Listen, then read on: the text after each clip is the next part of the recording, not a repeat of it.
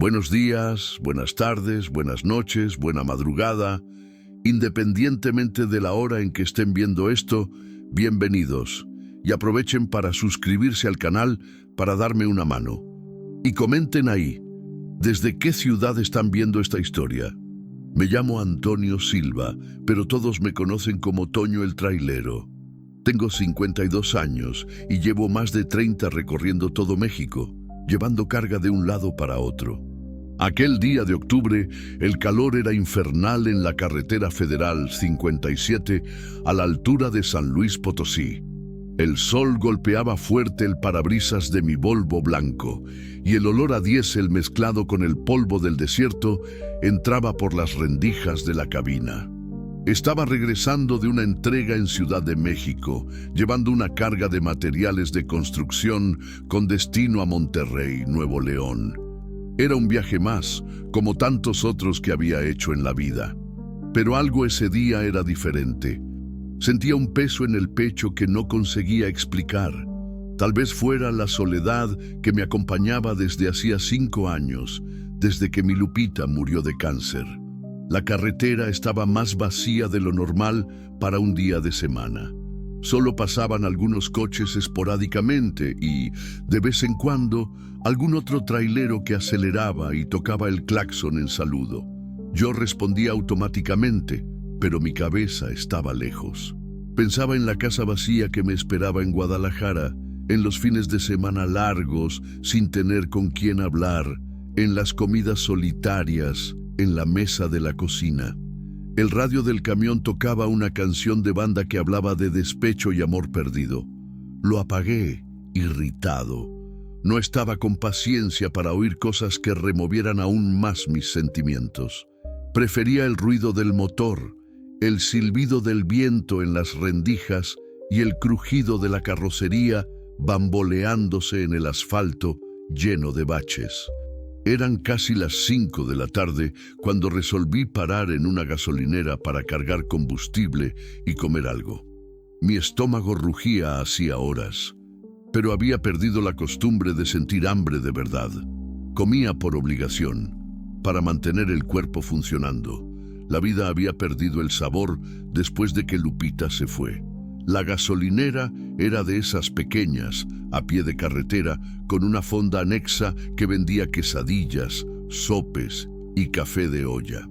El despachador era un muchacho joven, flaco, que apenas levantó la vista cuando bajé del camión. Le pedí que llenara el tanque y fui hasta la fonda a pedir un café con un pan dulce.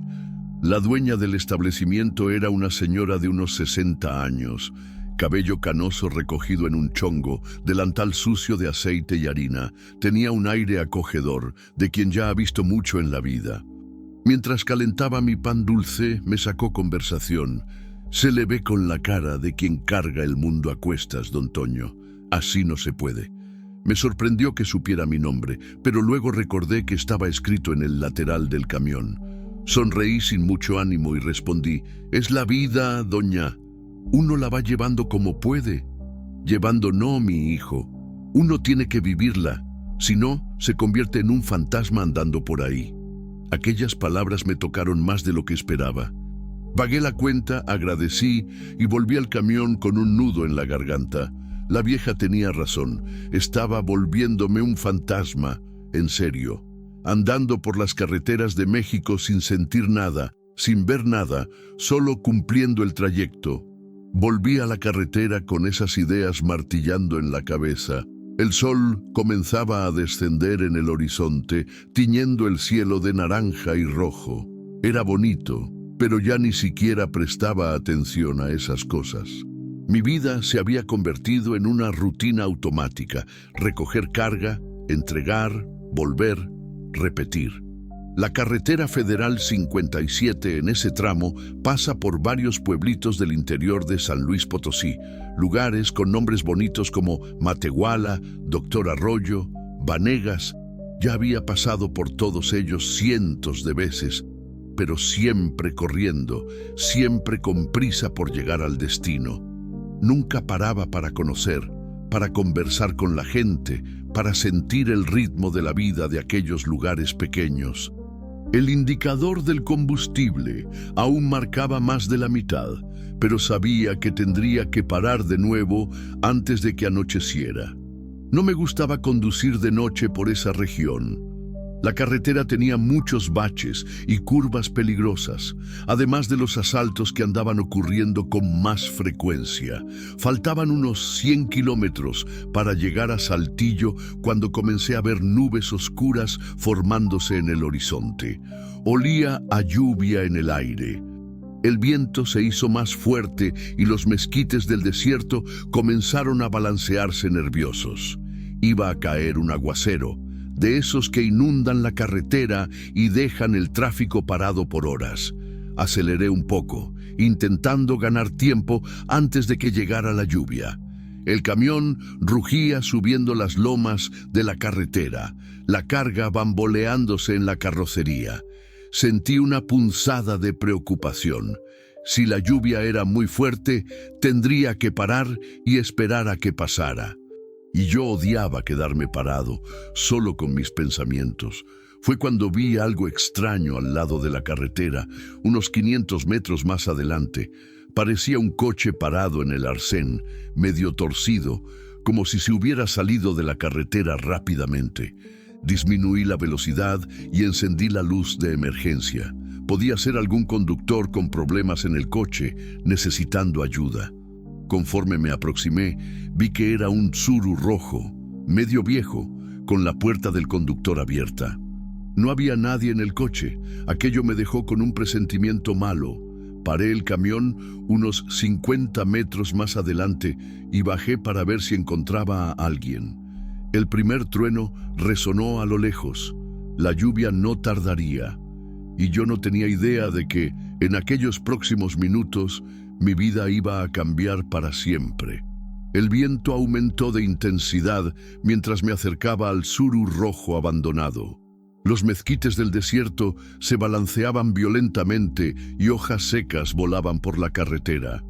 El olor a tierra mojada ya comenzaba a subir, incluso antes de que cayeran las primeras gotas. Mi corazón latía más fuerte de lo normal. En 30 años de carretera, yo ya había visto de todo. Accidentes, asaltos, gente perdida, gente herida. Pero algo en aquella escena me dejaba con los nervios a flor de piel. Llegué cerca del coche y miré por dentro. Estaba vacío, pero había señales de lucha. El asiento del conductor estaba medio echado para atrás, la llave aún en el contacto, y en el suelo del lado del copiloto había una bolsa de mano abierta con el contenido esparcido: labial, cartera, algunos papeles, monedas. El celular no estaba a la vista. ¿Hay alguien ahí?, grité mirando a los lados. ¿Necesita ayuda?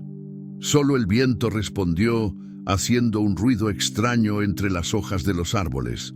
Era como si la propia naturaleza estuviera intentando avisarme de algo. Sentí un escalofrío subir por la espalda, y no era por el viento frío que comenzaba a soplar. Resolví buscar alrededor. Del lado derecho de la carretera había una cerca de alambre de púas que delimitaba un rancho. Del lado izquierdo, donde el coche estaba parado, la vegetación era más densa, con algunos árboles más grandes y un pequeño declive que llevaba a un arroyo. Fue en esa dirección que comencé a caminar. Las primeras gotas de lluvia comenzaron a caer cuando oí un ruido extraño viniendo del arroyo. Era como un croar, pero diferente del que yo estaba acostumbrado a oír. Más grave, más amenazador. Aceleré el paso, empujando las ramas que estorbaban el camino. Lo que vi cuando llegué a la orilla del arroyo me hizo parar de respirar por algunos segundos. Había una mujer tirada en la orilla enlodada, inconsciente. Era joven, debía tener unos 25 años, cabello castaño largo esparcido en el lodo, vistiendo una blusa blanca que ahora estaba sucia de tierra y barro. Pero lo que más me chocó no fue su estado, fue lo que estaba alrededor. Sapos, decenas de ellos. Pero no eran sapos comunes, eran grandes, del tamaño de un puño cerrado, con la piel lisa y brillante, de un verde oscuro, casi negro. Y los ojos, Dios mío, los ojos eran rojos como brasas. Nunca había visto nada igual en mi vida. Ellos estaban por todas partes, algunos sobre ella, otros haciendo una especie de círculo alrededor del cuerpo de ella. Uno de ellos, el mayor de todos, estaba bien encima del pecho de ella, y yo podía ver que salía de la boca de él una espuma blanquecina que escurría por la blusa de ella. Mi primer instinto fue correr, salir de allí lo más rápido posible. Aquello no era natural, no era normal, parecía cosa de película de terror. Pero cuando iba a dar media vuelta, la mujer gimió bajito, un sonido débil de dolor que llegó hasta mí incluso con el ruido del viento y de los sapos. Ella estaba viva. Miré alrededor buscando una rama, una piedra, cualquier cosa para alejar a aquellas criaturas. Encontré un pedazo de madera medio podrido, pero que servía. Me aproximé despacio, con el corazón latiendo como un tambor. ¡Fuera de ahí!, grité, golpeando el palo en el suelo. ¡Váyanse! Los sapos me miraron con aquellos ojos rojos espantosos, pero no se movieron. Era como si estuvieran protegiéndola a ella, o peor, como si estuvieran alimentándose. La idea me dio náuseas. Junté coraje y di un golpe fuerte cerca del sapo mayor, el que estaba sobre el pecho de la mujer. Él saltó y emitió un sonido que no era bien un croar, sino un silbido, como si fuera una serpiente.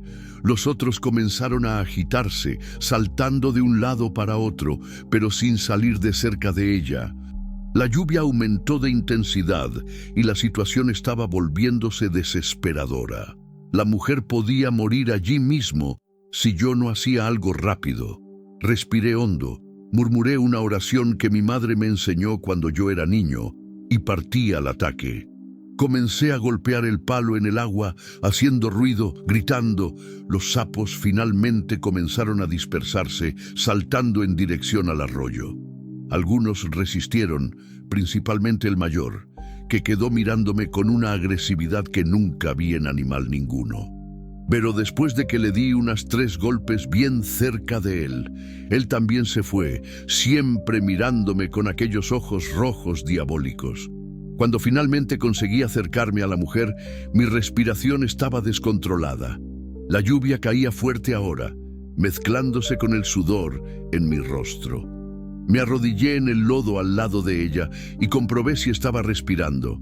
El pecho subía y bajaba despacio, pero ella estaba viva. «Señorita, ¿me escucha?», hablé, tocando levemente su hombro. Ella abrió los ojos lentamente. Eran castaños, bonitos, pero llenos de terror. Me miró por algunos segundos sin entender dónde estaba o quién era yo. Después intentó levantarse rápidamente y comenzó a temblar. «No, no, él va a encontrarme. Él dijo que...». Ella murmuraba entre lágrimas y temblores. «Calma, señorita, usted está segura ahora. Mi nombre es Antonio, soy trailero. La encontré aquí desmayada». «¿Qué pasó?». Ella me miró con los ojos desorbitados, aún en pánico, intentando procesar la situación. La lluvia mojaba nuestros rostros y el ruido de los sapos en el arroyo continuaba al fondo, más bajo ahora, pero aún presente. Los sapos, ellos estaban... Ella comenzó, pero paró, como si no creyera en lo que había vivido. «Yo vi, nunca vi cosa igual en mi vida, pero ahora usted necesita salir de la lluvia. Voy a llevarla al camión, ¿está bien?». Ella asintió con la cabeza, aún temblando. Intenté ayudarla a levantarse, pero sus piernas no tenían fuerza. Estaba muy débil, tal vez deshidratada o intoxicada por alguna cosa que aquellos sapos le habían hecho. «¿Usted consigue caminar?», pregunté. Creo que no», ella respondió con la voz débil. «Me siento muy mareada». No había elección. La tomé en brazos. Ella era liviana, más liviana de lo que parecía. Sentí el olor de tierra mojada y miedo en su cabello. Comencé a subir el declive de vuelta a la carretera, pisando con cuidado en la tierra que estaba volviéndose resbaladiza con la lluvia. A cada paso que yo daba, ella se agarraba más fuerte a mi camisa, como si tuviera miedo de que yo fuera a dejarla caer, o como si tuviera miedo de que aquellas criaturas vinieran atrás de ella de nuevo.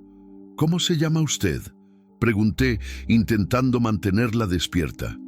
Marina, ella respondió bajito. Marina Santos. Marina, usted va a estar bien. Voy a llevarla a un hospital, ¿está bien?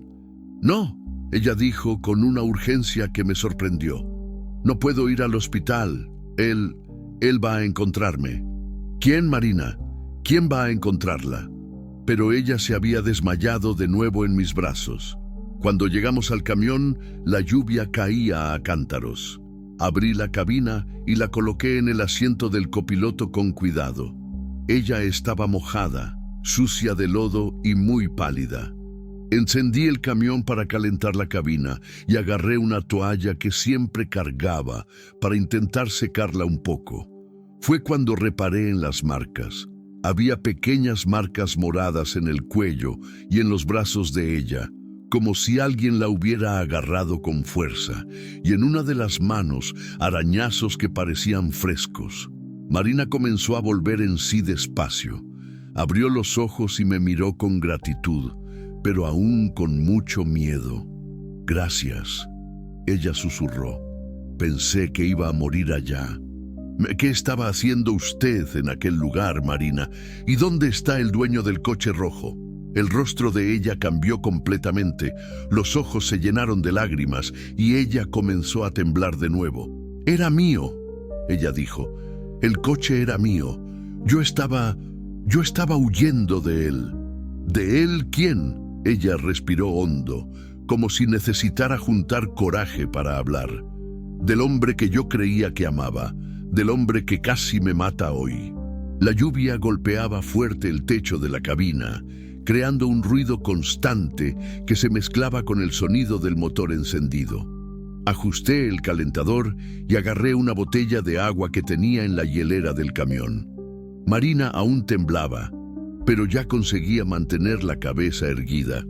Le ofrecí el agua y ella bebió despacio, como si cada trago fuera una victoria.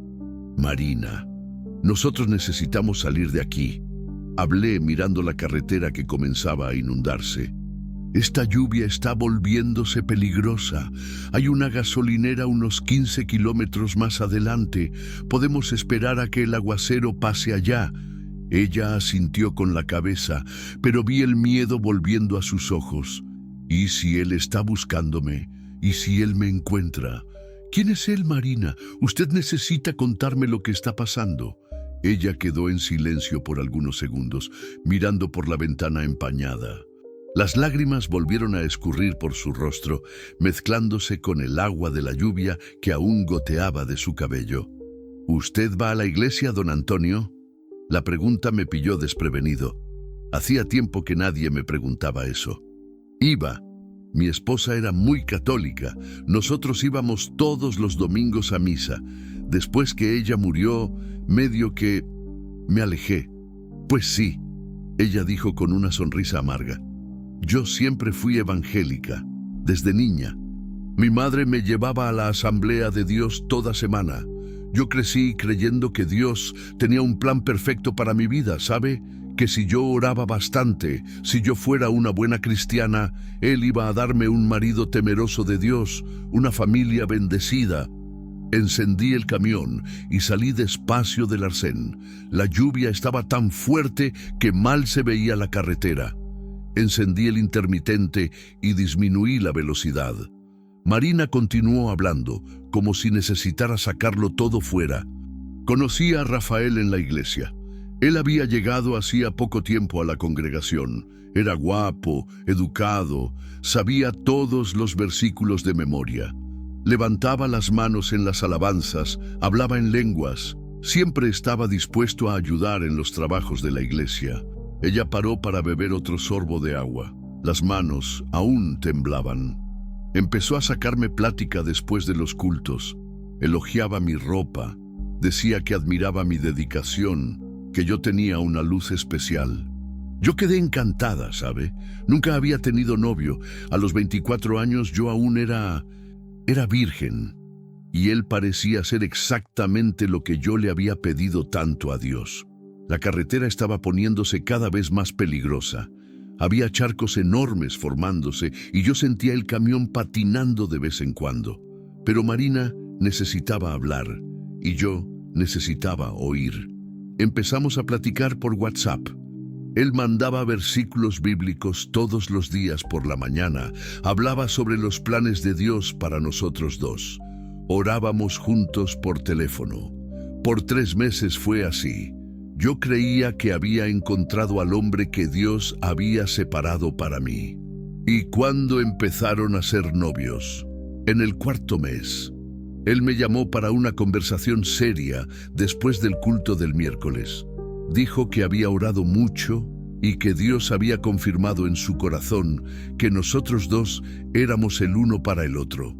Me pidió que fuera su novia en frente del pastor y de toda la dirigencia de la iglesia. Marina comenzó a llorar más fuerte. Paré el camión en el arcén. La lluvia había empeorado tanto que no se podía seguir conduciendo. Apagué el motor y me giré hacia ella. No necesitas continuar si es demasiado doloroso. No, necesito hacerlo, necesito hablar. Nunca he conseguido contarle la historia entera a nadie.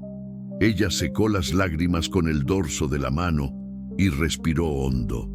Al principio todo parecía perfecto. Él era gentil, respetuoso, no intentaba nada más allá de besos y abrazos. Decía que quería preservarme para el matrimonio. Hablaba de compromiso, de casa propia, de hijos. Yo estaba en las nubes. ¿Y cuándo las cosas empezaron a cambiar? En el 2.º mes de noviazgo. Primero fue el olor. Un día él llegó a mi casa oliendo a alcohol. Cuando le pregunté, él dijo que había tomado un remedio para el dolor de cabeza que tenía alcohol en su composición. Yo le creí. La lluvia disminuyó un poco y yo conseguía oír mejor su voz.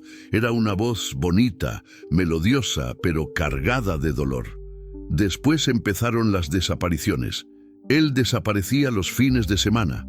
No atendía el teléfono, no respondía a los mensajes. El lunes aparecía con 1000 excusas. Había ido a visitar a su madre, había estado enfermo, el celular se había descargado. ¿Y tú le creías? Quería creerle. Estaba enamorada. Y él siempre lloraba, pedía perdón, decía que yo era la única cosa buena en su vida, que sin mí él no era nada. Marina paró de hablar por un momento. Miró por las ventanas empañadas del camión, como si estuviera buscando a alguien en la carretera vacía. Un día encontré 2 botellas de tequila escondidas en la cajuela de su coche. Lo encaré. Primero lo negó. Después lloró como niño. Dijo que estaba luchando contra la bebida hacía años, que había recaído, pero que estaba buscando tratamiento, que yo era su última esperanza de cura. ¿Y te quedaste con él? Me quedé. Pensé que era la voluntad de Dios, que yo había sido puesta en su vida para ayudarlo, ¿sabe? Oré por él con más fuerza aún. Ayuné. Le pedí a toda la iglesia que orara. Creía que si yo tenía fe suficiente, Dios lo iba a curar. Su voz comenzó a fallar. Percibí que estábamos llegando a la parte más difícil de la historia.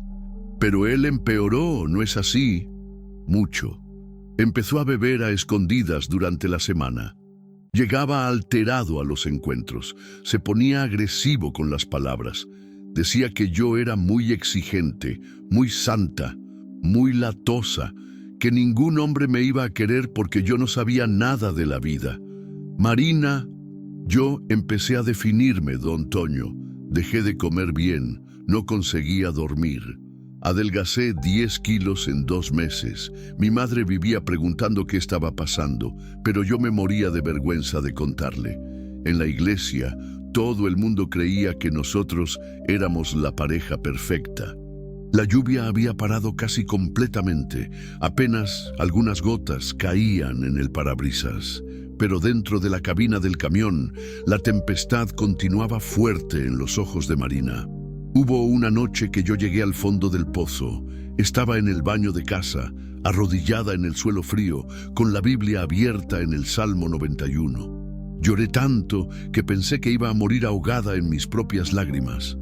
Oré: Dios, dame fuerza para salir, aunque duela, aunque ame. Ayúdame a no destruirme intentando salvar a quien no quiere ser salvado.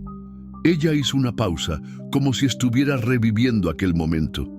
En la semana siguiente, él apareció borracho en mi casa. Era un lunes por la noche. Mi madre se había ido a dormir. Él empezó a gritar. Decía que yo era una hipócrita, que me creía mejor que todo el mundo. Rompió un portarretrato nuestro que estaba en la mesa de la sala. Marina comenzó a temblar de nuevo, más fuerte que antes. Fue ahí que él dijo la frase que yo nunca voy a olvidar.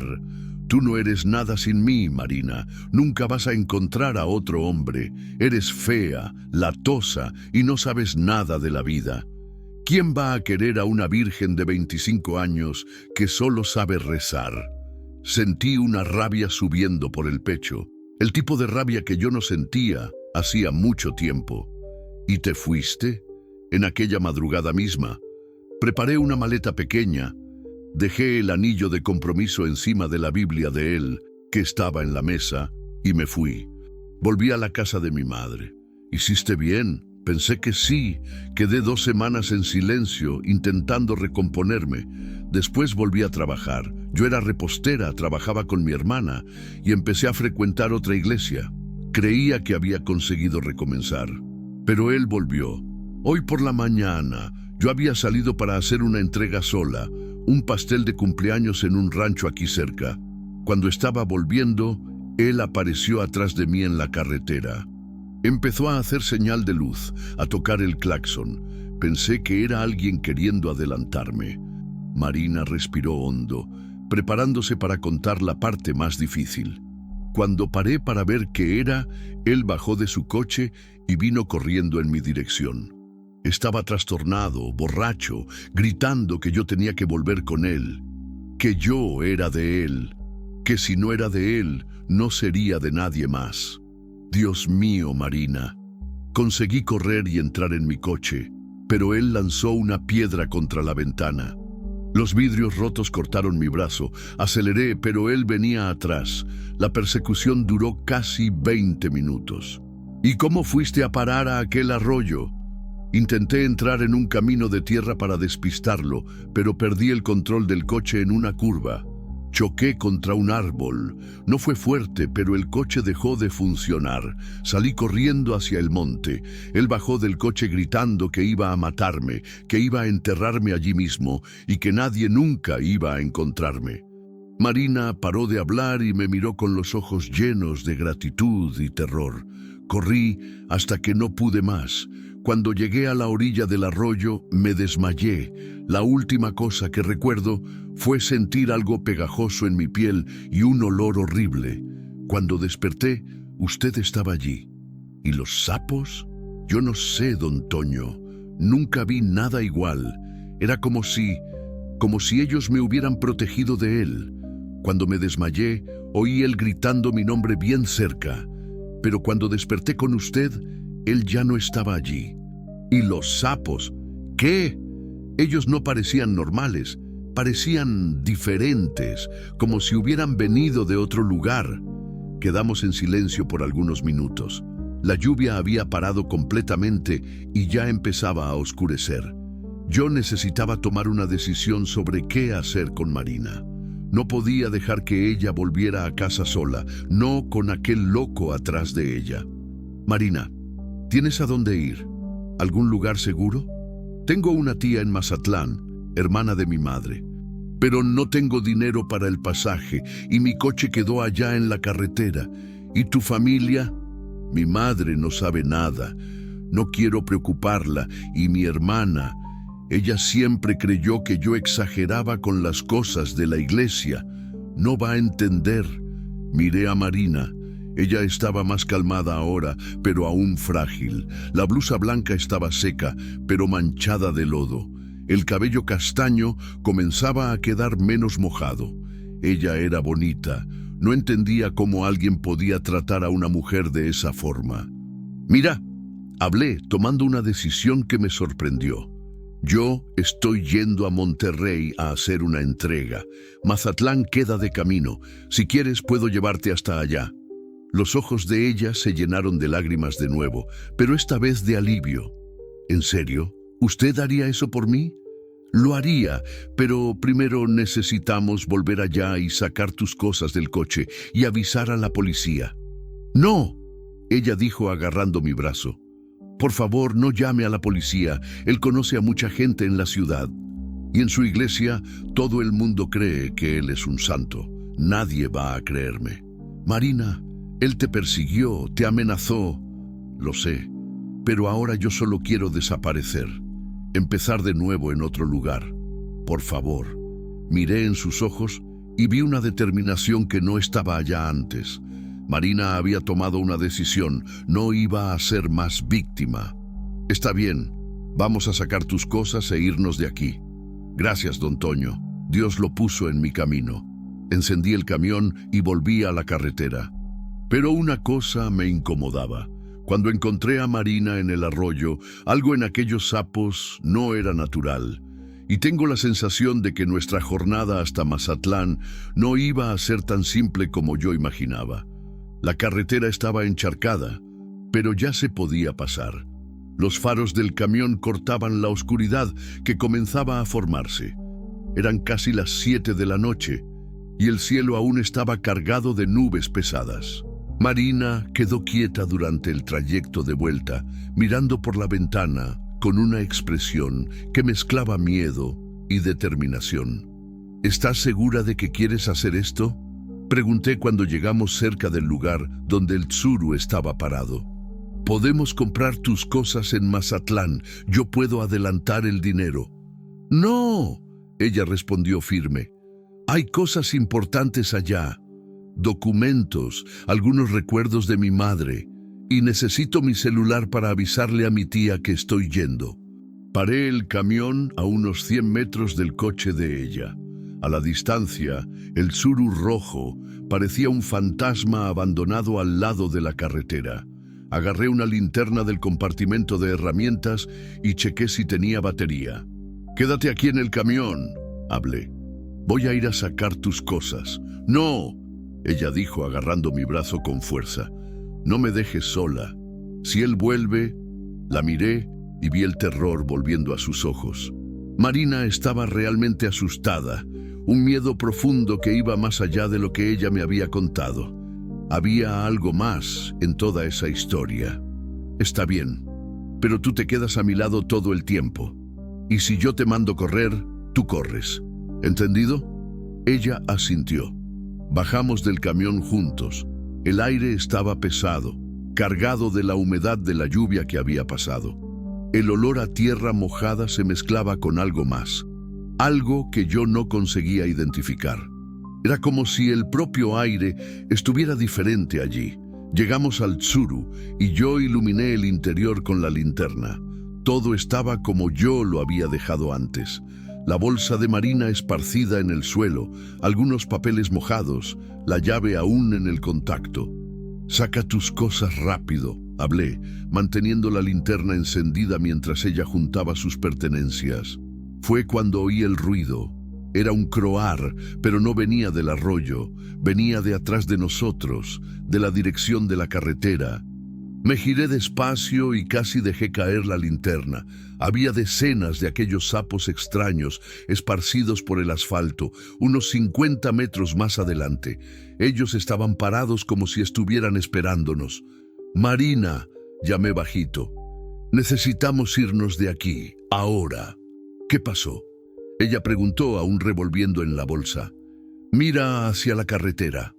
Ella levantó los ojos y soltó un grito ahogado. Los sapos estaban moviéndose en nuestra dirección, despacio, pero de forma coordinada.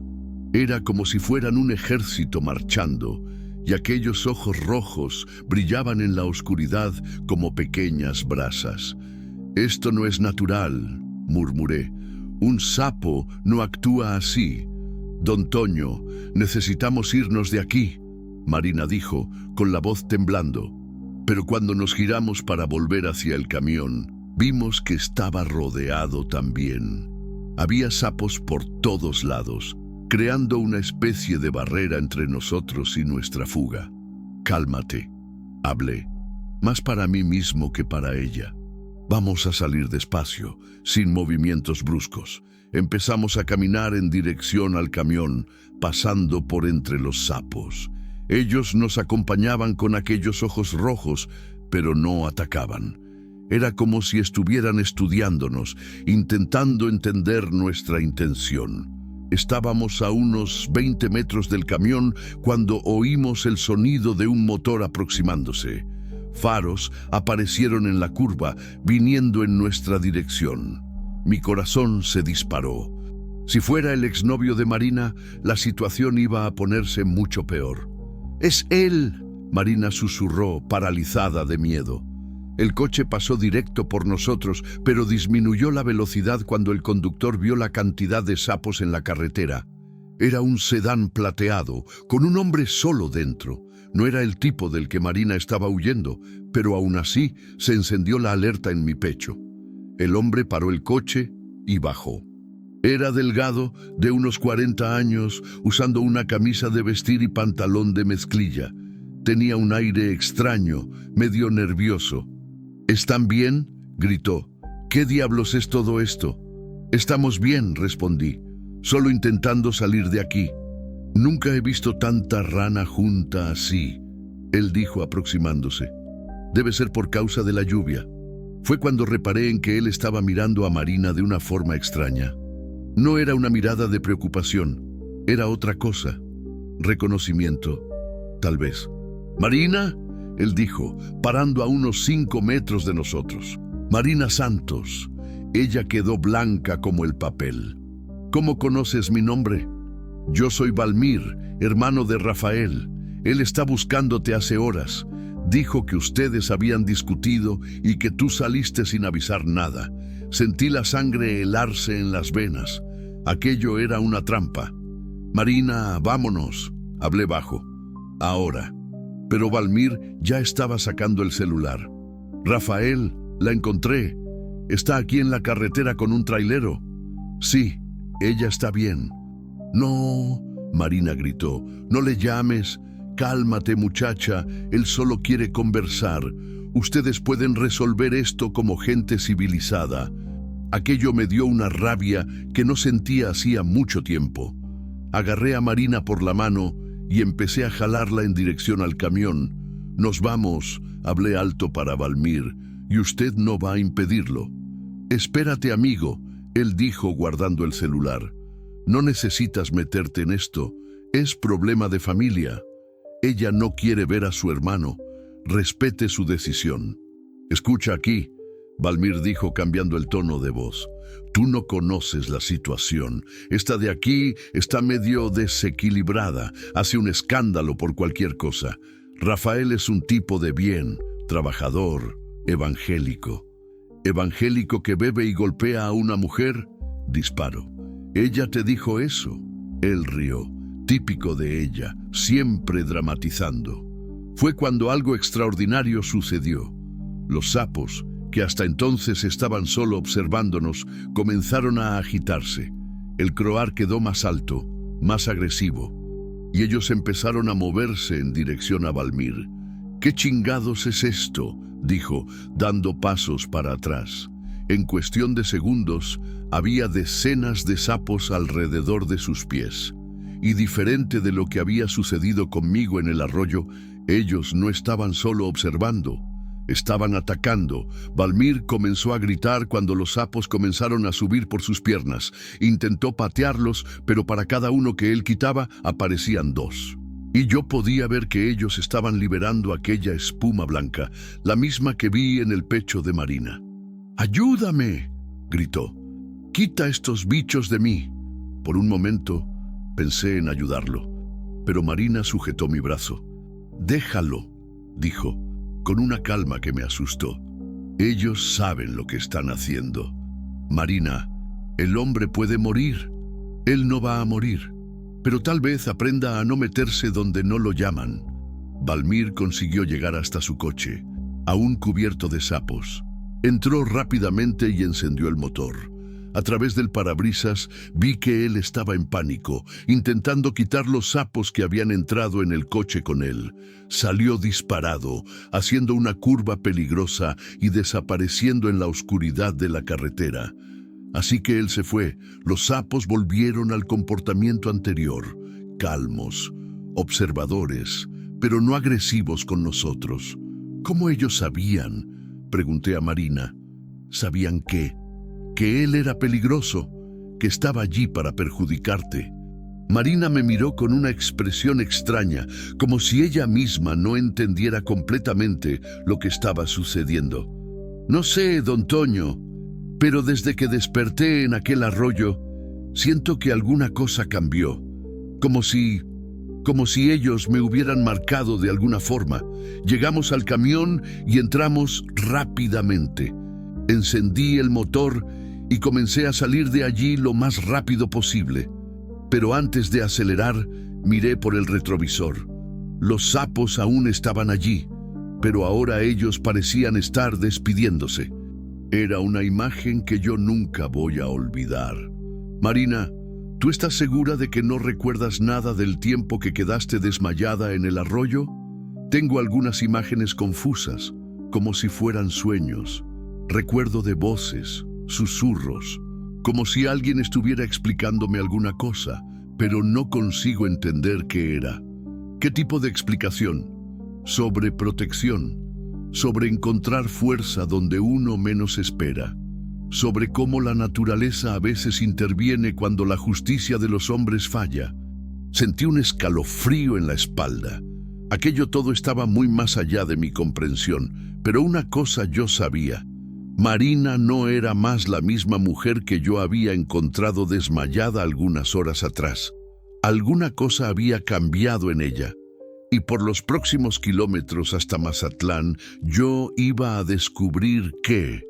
Don Toño, ella dijo cuando ya estábamos en la carretera, Rafael va a venir atrás de nosotros. Su hermano con certeza pasó nuestro paradero. Déjalo venir, hablé, sorprendiéndome a mí mismo con la firmeza de mi voz. Nosotros vamos a estar lejos de aquí cuando él llegue. ¿Y si él nos alcanza en la carretera? Miré a ella por el retrovisor interno. Había algo diferente en la mirada de Marina, una fuerza que no estaba allí antes, como si ella hubiera adquirido una confianza nueva, una protección que iba más allá de lo que yo podía entender. No va a alcanzarnos, respondí. Tengo certeza de eso. Y de alguna forma misteriosa, yo realmente creía en eso. Pero lo que yo no sabía era que nuestra jornada hasta Mazatlán sería mucho más peligrosa que cualquier persecución que Rafael pudiera hacer. Porque las criaturas que habían protegido a Marina en el arroyo tenían planes para nosotros. Y esos planes iban a cambiar nuestras vidas para siempre. Ya eran casi las 8 de la noche cuando tomé la carretera federal 15 en dirección al norte. El tráfico estaba ligero, solo algunos coches y camiones esparcidos cortando la oscuridad de la carretera. Marina quedó quieta por los primeros kilómetros, mirando por la ventana como si estuviera procesando todo lo que había sucedido. La cabina estaba calentada y el ronquido constante del motor creaba una atmósfera casi hipnótica. Encendí el radio bajito en una estación que tocaba música de banda. Era reconfortante tener compañía después de tantos meses viajando solo. Mismo con toda la extrañeza de la situación, sentía que estaba haciendo lo correcto. Don Toño, Marina dijo después de un largo silencio, ¿por qué usted paró para ayudarme? La mayoría de las personas habría seguido de largo. La pregunta me tomó desprevenido. Quedé pensando por algunos segundos antes de responder. No sé, creo que fue instinto. Mi esposa siempre decía que Dios pone a las personas correctas en nuestro camino en la hora correcta. Tal vez ella tenía razón. Bauses habló que se alejó de la iglesia después que su esposa murió. Quedé con rabia de Dios, ¿sabe? Lupita era una mujer buena, justa, nunca hizo mal a nadie, Cuando ella quedó enferma, oré tanto, pedí tanto para él curarla, pero no sirvió de nada.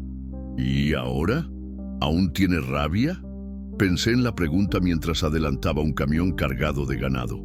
El olor de los animales entró por las rendijas de la ventana. Creo que no es más rabia, es más una decepción. Como si Dios me hubiera abandonado cuando yo más necesité. Yo entiendo, Marina dijo bajito. También me sentí así. Cuando descubrí que Rafael bebía, pensé que tal vez yo no tuviera fe suficiente, que si yo orara más, ayunara más, él iba a ser curado. ¿Y qué piensas ahora? Que Dios no es responsable por las elecciones malas que las personas hacen. Rafael escogió beber, escogió mentir, escogió lastimarme. Dios me dio libre albedrío para salir de esa situación. Y me dio a usted para ayudarme. Sus palabras me tocaron más de lo que yo esperaba. Hacía tiempo que nadie hablaba de Dios de una forma que hacía sentido para mí. Marina, ¿puedo preguntarte una cosa? Claro. Cuando tú estabas desmayada en el arroyo, tú tienes certeza de que no recuerdas de nada. Ella quedó quieta por un tiempo, como si estuviera intentando acceder a memorias enterradas. Recuerdo de voces. No eran voces humanas, pero tampoco eran de animales. Era como si fueran susurros de la propia tierra. Me decían que yo estaba segura, que ellos iban a protegerme hasta que llegara alguien de confianza. ¿Ellos? Los sapos, yo creo. Pero también algo mayor, como si toda la naturaleza alrededor tuviera conciencia propia. Sentí un escalofrío subiendo por la espalda. Aquello estaba muy más allá de mi comprensión, pero no conseguía negar lo que había visto con mis propios ojos. ¿Y tú no crees eso extraño? Creo. Pero también creo extraño cómo ellos sabían que Valmir era peligroso. Cómo ellos te protegieron también, mismo sin conocerte. Es como si ellos consiguieran leer las intenciones de las personas. Rodamos unos 20 kilómetros más en silencio. Yo estaba absorto en pensamientos cuando vi algo en el retrovisor que me hizo tragar seco. Faros aproximándose rápidamente por atrás, mucho más rápido que lo normal para aquella carretera. Marina, hablé, intentando mantener la calma. Hay un coche viniendo atrás de nosotros, muy rápido. Ella se giró y miró por el vidrio trasero. Mismo en la oscuridad se podía ver que era un coche pequeño, probablemente un Jetta. «Es él», ella dijo con la voz temblando. «Es el coche de Rafael». Mi corazón se disparó. Miré el velocímetro. Estaba haciendo 80.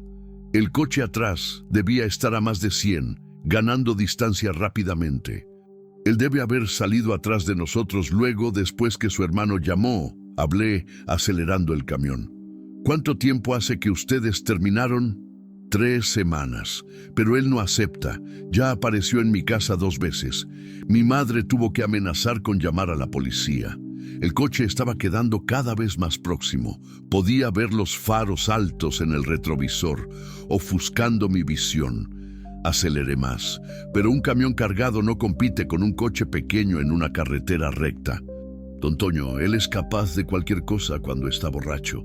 Y por la forma en que el hermano habló en el teléfono, él estaba alterado. Nosotros vamos a salir de esta. Hablé, más para convencerme a mí mismo que para tranquilizarla.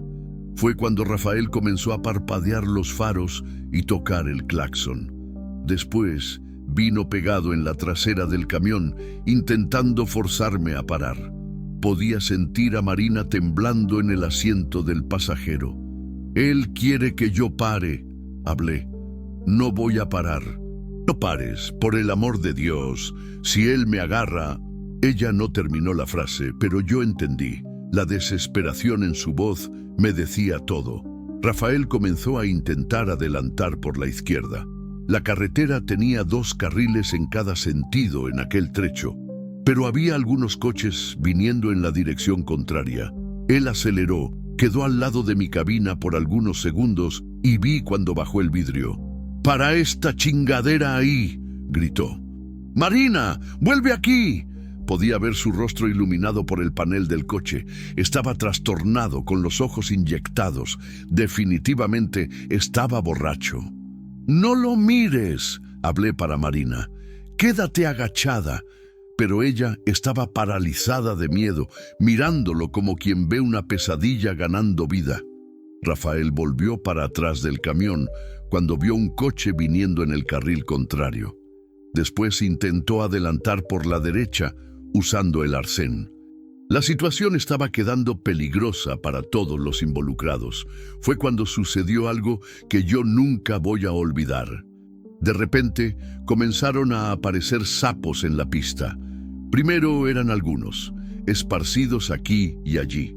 Después, decenas.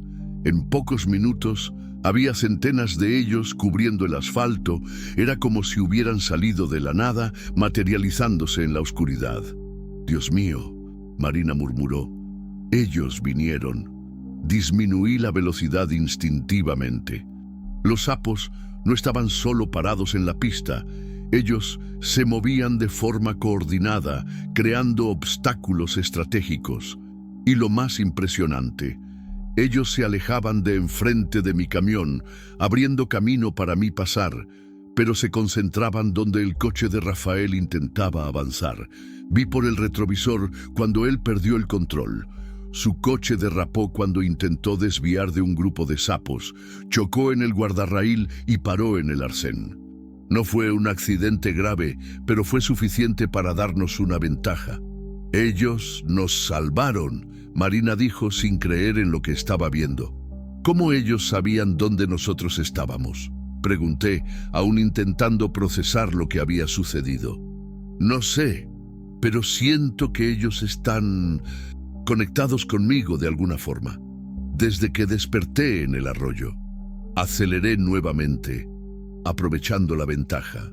En el retrovisor vi a Rafael saliendo del coche, aparentemente ileso, pero probablemente furioso. Iba a tardar un tiempo para él conseguir sacar el coche de allá y volver a perseguirnos. Rodamos unos 15 kilómetros más antes de que yo consiguiera relajarme un poco. Marina aún temblaba, pero parecía más calma. «Marina, necesito preguntarte una cosa, y quiero que tú seas sincera conmigo. ¿Puedes preguntar? ¿Tú crees que esos sapos son normales?» Ella rió, pero no era una risa alegre. Era la risa de quien perdió las referencias de lo que es normal y de lo que no es. ¿Normal? Don Toño, un sapo no sale de la nada para proteger personas. Un sapo no tiene ojo rojo. Un sapo no actúa en grupo como si fuera un ejército. Nada de eso es normal. Entonces, ¿qué crees que son? Creo que son guardianes, espíritus de la naturaleza tal vez, o mensajeros, no sé. Solo sé que desde que desperté en aquel arroyo, siento que tengo una misión. ¿Qué misión? Aún no lo sé. Pero siento que nuestra ida para Mazatlán no es solo para alejarme de Rafael, es para alguna cosa mayor. Paré en una gasolinera en Culiacán para abastecer y para que Marina usara el baño. Eran casi las 10 de la noche y el movimiento estaba ligero. Solo algunos tráileros haciendo lo mismo que nosotros, una parada técnica en la jornada. Mientras el empleado llenaba el tanque, reparé que Marina estaba diferente. Caminaba con más confianza, mantenía la cabeza erguida. Era como si ella hubiera encontrado una fuerza interior que no tenía antes. «¿Cómo te sientes?», pregunté cuando ella volvió del baño. «Extrañamente bien. Por primera vez en meses no siento miedo. Es como si supiera que estoy protegida». «¿Protegida por los sapos?» «Por los sapos y por usted, y tal vez por algo mayor que yo aún no entiendo completamente». Volvimos para la carretera. Faltaban aún unas 3 horas hasta Mazatlán, pero yo estaba dispuesto a rodar la noche toda si fuera necesario. Marina merecía llegar en seguridad a la casa de su tía. «Don Toño», ella dijo cuando ya estábamos de vuelta en la pista, «¿puedo contarte una cosa que nunca le conté a nadie?» «Puedes. Cuando yo era niña, mi abuela siempre decía que yo tenía un don especial. que conseguía comunicarme con los animales de una forma diferente. Mi madre creía tonterías, cosa de vieja supersticiosa, pero la abuela Benedita insistía en que yo era especial. ¿Y tú creías? En la época no, pero ahora, no sé, tal vez ella tenía razón. Tal vez yo siempre tuve esa conexión y nunca supe cómo usarla. Y ahora, ¿sabes? Estoy aprendiendo. Y usted me está ayudando en eso también. ¿Yo? ¿Cómo? Siendo corajudo lo suficiente para ayudarme, dándome seguridad para descubrir quién yo realmente soy, además de aquella niña asustada que Rafael casi destruyó. Miré a Marina por el retrovisor interno. Ella estaba mirando por la ventana, observando el paisaje nocturno del desierto. Había una serenidad en su rostro que no estaba allí algunas horas atrás. Marina, ¿tú tienes miedo de lo que puede suceder cuando nosotros lleguemos en Mazatlán? No, ella respondió sin vacilar. Por primera vez en la vida, no tengo miedo del futuro. Siento que estoy siguiendo el camino correcto. Era casi medianoche cuando vi las luces de Mazatlán en el horizonte. La capital de Sinaloa se extendía como un mar de puntos luminosos en la oscuridad del desierto. Era bonito, pero también me dejaba un poco triste. Significaba que mi jornada con Marina estaba llegando al fin. Pero yo estaba engañado. Nuestra jornada juntos estaba apenas comenzando, y lo que nos esperaba en Mazatlán iba a cambiar nuestras vidas de una forma que yo jamás podría imaginar. Capítulo 6. Señales en la capital. Entramos en Mazatlán por la avenida Miguel Alemán, la principal de la ciudad. Mismo siendo madrugada, aún había movimiento. Algunos bares y restaurantes funcionaban y jóvenes caminaban por las aceras aprovechando el clima ameno de la noche sinaloense. Marina quedó impresionada con el tamaño de la ciudad. Es mayor de lo que yo pensaba, ella dijo, mirando por la ventana. Mazatlán creció mucho en los últimos años. Tiene casi 500,000 de habitantes ahora. Mi tía vive en la colonia Juárez, cerca del malecón. ¿Usted conoce? Conozco, sí. Es una región buena, tranquila. Mientras conducía por las calles bien iluminadas, sentía una extraña nostalgia. Hacía tiempo que no rodaba en una ciudad grande de noche con alguien del lado. Me recordaba de las veces que llevaba a Lupita para pasear en Guadalajara en los primeros años de casados. Don Toño, Marina dijo interrumpiendo mis pensamientos. Hay algo extraño. ¿Qué? Mira para los postes y para las alcantarillas de la calle. Miré alrededor y sentí un escalofrío. Había sapos por todas partes. No solo algunos, sino centenares de ellos. En los postes, en las aceras, cerca de las alcantarillas, debajo de los coches estacionados. Y todos tenían aquellos ojos rojos característicos que ya conocíamos tan bien. Esto no es normal, murmuré. Una ciudad no tiene esa cantidad de sapos así. Ellos vinieron por mi causa, Marina dijo con una certeza que me asustó. Me están siguiendo. ¿Cómo sabes eso? Lo siento. Es como si hubiera una conexión. Ellos me están protegiendo, pero también me guiando para alguna cosa. Paré en un semáforo en rojo y observé mejor. Los sapos no estaban solo esparcidos aleatoriamente. Ellos formaban una especie de rastro, apuntando en una dirección específica. Y esa dirección no era para donde la tía de Marina vivía. Marina, ellos están apuntando para el lado contrario de la casa de tu tía. Lo sé. Ellos quieren que yo vaya a otro lugar primero. ¿Qué lugar? No sé aún, pero necesito descubrirlo. El semáforo abrió y yo continué conduciendo, pero ahora siguiendo el rastro de sapos. Era surreal, pero de alguna forma hacía sentido. Durante toda la jornada, aquellas criaturas nos habían protegido y guiado. No había motivo para desconfiar de ellas ahora. El rastro nos llevó en dirección al centro de la ciudad, próximo al Palacio de Gobierno. Pero antes de llegar allá, Los sapos se concentraron enfrente de un edificio antiguo, de 2 pisos, que parecía abandonado. Había una placa descolorida enfrente, Centro de Protección a la Mujer Santa Mónica. Era un refugio, Marina dijo leyendo la placa. Debe haber cerrado. Paramos enfrente del edificio. La concentración de sapos era impresionante. Había millares de ellos cubriendo la acera, las escaleras, la fachada. Era como si el edificio entero estuviera vivo, respirando con el movimiento constante de las criaturas. ¿Por qué ellos me trajeron aquí? Marina se preguntó en voz alta. Vamos a descubrirlo, hablé, apagando el motor. Bajamos del camión y nos aproximamos al edificio. Los sapos abrieron camino para nosotros, creando un corredor hasta la puerta principal. Era como si estuviéramos siendo escoltados por un ejército silencioso y misterioso. La puerta estaba trancada, pero había una ventana abierta en el primer piso. Marina miró para arriba y después para mí. Necesito entrar ahí. Marina, eso puede ser peligroso. Nosotros no sabemos lo que hay allá dentro.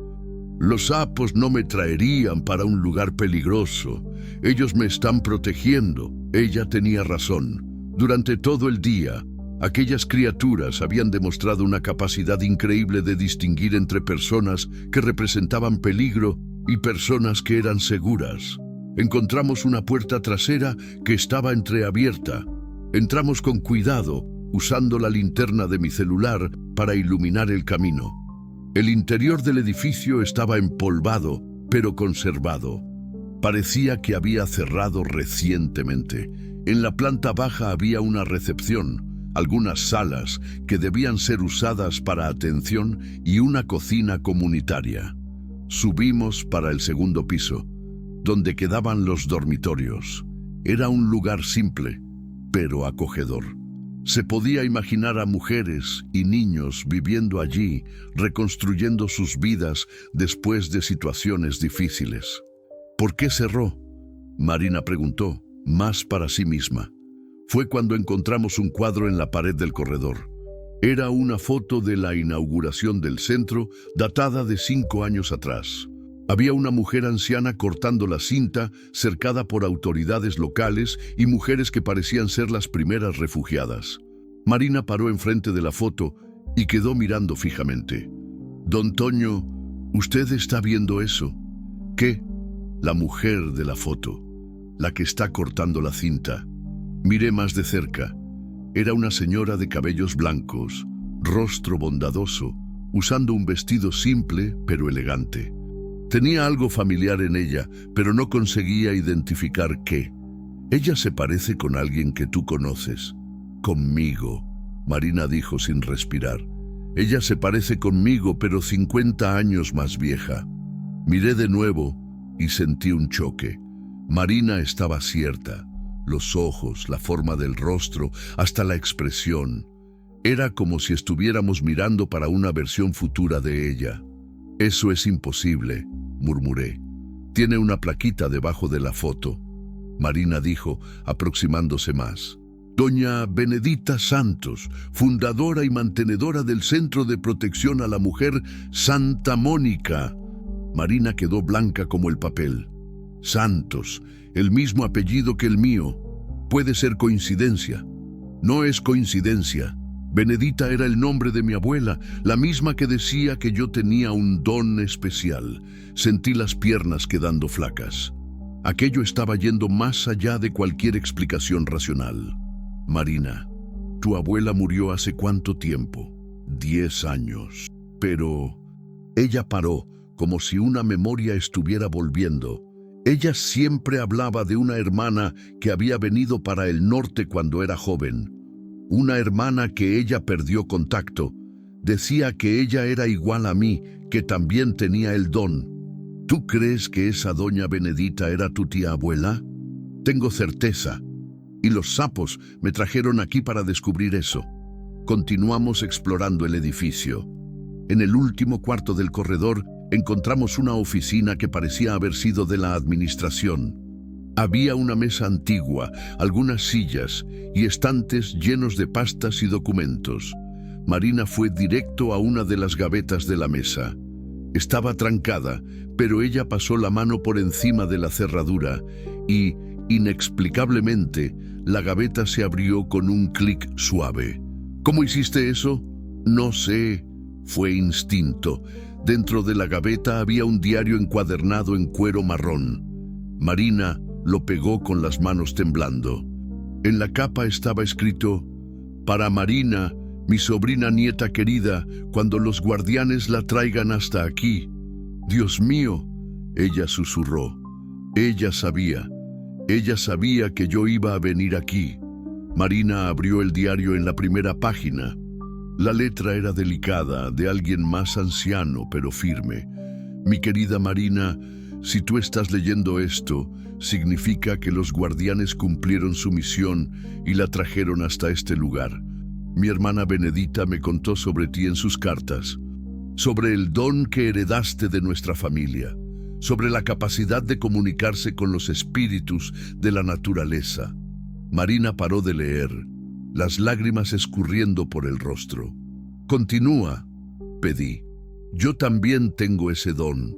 Fue por eso que conseguí mantener este refugio funcionando por tantos años. Los guardianes me ayudaban a identificar mujeres que realmente necesitaban de protección. Ellos sabían cuáles hombres eran peligrosos, cuáles situaciones eran reales o falsas. Nunca erraron. Los guardianes», murmuré. «Ella está hablando de los sapos», Marina continuó leyendo. «Pero estoy quedando vieja y mi tiempo está acabando. El don necesita pasar para la próxima generación. Para ti, Marina, los guardianes la trajeron hasta aquí porque es tu misión ahora. Reabrir este refugio, usar tu don para ayudar mujeres como tú, fuiste ayudada hoy». Ella paró de leer y miró para mí. Ella murió sabiendo que yo iba a pasar por todo eso, sabiendo que yo iba a conocerte, que los sapos iban a protegerme, que yo iba a llegar hasta aquí. ¿Cómo eso es posible? El don Toño, no es solo comunicación con animales, es también una conexión con el tiempo, con el destino. Mi tía abuela vio mi futuro y preparó todo para cuando yo llegara aquí». Marina hojeó el diario y encontró una página con instrucciones detalladas.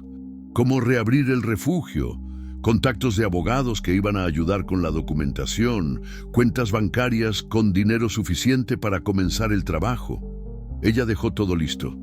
Marina dijo sin creer, como si supiera exactamente cuándo y cómo eso iba a suceder. ¿Y tú vas a hacer eso? ¿Vas a quedarte en Mazatlán y reabrir el refugio? Marina quedó en silencio por algunos minutos, mirando alrededor de la oficina, después para las ventanas donde podía ver los sapos aún concentrados en la calle. «Voy. Es para eso que yo nací. No fue coincidencia yo haber pasado por lo que pasé con Rafael. Fue preparación. Ahora yo sé cómo es el dolor, la humillación, el miedo. Voy a poder ayudar a otras mujeres de verdad, porque ya estuve donde ellas están. Y los sapos, ellos van a ayudarme, como ayudaron a mi tía abuela. Van a avisarme cuando alguien está mintiendo, cuando alguien es peligroso, cuando una mujer realmente necesita de protección». Sentí una mezcla de orgullo y tristeza. Orgullo por ver a Marina descubriendo su propósito, su fuerza. Tristeza porque sabía que nuestra jornada juntos estaba llegando al fin. «Don Toño», ella dijo, como si leyera mis pensamientos, «usted puede irse si quiere. Ya hizo más por mí de lo que yo podría pedir, pero... ¿Pero qué? Tiene una cosa escrita aquí en el final del diario que creo que usted necesita oír». Ella viró para la última página y comenzó a leer.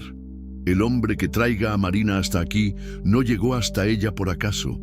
Él también está perdido, también necesita de cura. Su misión es ayudar a Marina a comenzar este trabajo y en el proceso encontrar el sentido que perdió cuando su esposa murió. Él no sabe, pero también tiene un don, el don de reconocer almas heridas, y tener coraje de ayudar. Marina, ofrécele a él la oportunidad de quedarse y descubrir quién él realmente es. Quedé sin palabras. ¿Cómo aquella mujer, muerta hace más de un año, sabía sobre mi vida, sobre Lupita, sobre mi búsqueda por sentido? Marina, eso no hace sentido. Hace sí. Usted me salvó hoy, pero en el fondo, usted sabía que yo también iba a salvarte. Por eso paró para ayudarme. Su corazón reconoció que nosotros dos necesitábamos el uno del otro. Miré a Marina. Ella no era más la mujer asustada y perdida que yo había encontrado en el arroyo algunas horas atrás. Era una mujer fuerte, determinada, que había descubierto su propósito, y de alguna forma misteriosa, ella estaba cierta. Yo también necesitaba de cura. Tú estás pidiéndome para quedarme en Mazatlán y ayudarte a reabrir el refugio. Estoy pidiéndote para que encuentres lo que estabas buscando en las carreteras de México: paz, sentido, una razón para despertar por la mañana. Usted puede continuar trabajando como trailero, pero teniendo un lugar para volver, una familia para cuidar. ¿Familia? Las mujeres que vamos a refugiar, los hijos de ellas. Usted puede ser el padre, el abuelo, el tío que muchas de ellas nunca tuvieron. Puede ser la protección que ellas van a necesitar. Miré por la ventana. Los sapos aún estaban allí, pero ahora parecían más calmos, como si supieran que su misión estaba cumplida. En el horizonte, las primeras luces del amanecer comenzaban a aparecer. Don Toño, Marina dijo pegando mi mano, usted salvó mi vida hoy. Deja que yo intente salvar la tuya también. Eran casi las 6 de la mañana cuando salimos del edificio. Los sapos habían desaparecido como si nunca hubieran existido.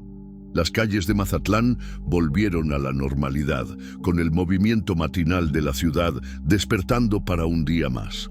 Pero para mí y para Marina no era más un día cualquiera, era el primer día de nuestras nuevas vidas. 3 meses después de aquel día que cambió todo, yo estaba parado en el balcón del Centro de Protección a la Mujer Santa Mónica, observando a Marina coordinar la llegada de una familia más. Era una mujer joven, de unos 20 y tantos años, con 2 hijos pequeños. Ella tenía la misma mirada de terror que Marina tenía cuando la encontré en aquel arroyo.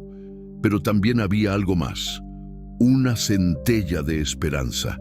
El refugio estaba funcionando hacía 6 semanas. Conseguimos reabrir con la ayuda de los contactos que la tía abuela de Marina había dejado en el diario. Los abogados cuidaron de la parte burocrática. El dinero que ella había guardado cubrió las reformas iniciales, y en poco tiempo teníamos un lugar digno para recibir mujeres en situación de vulnerabilidad.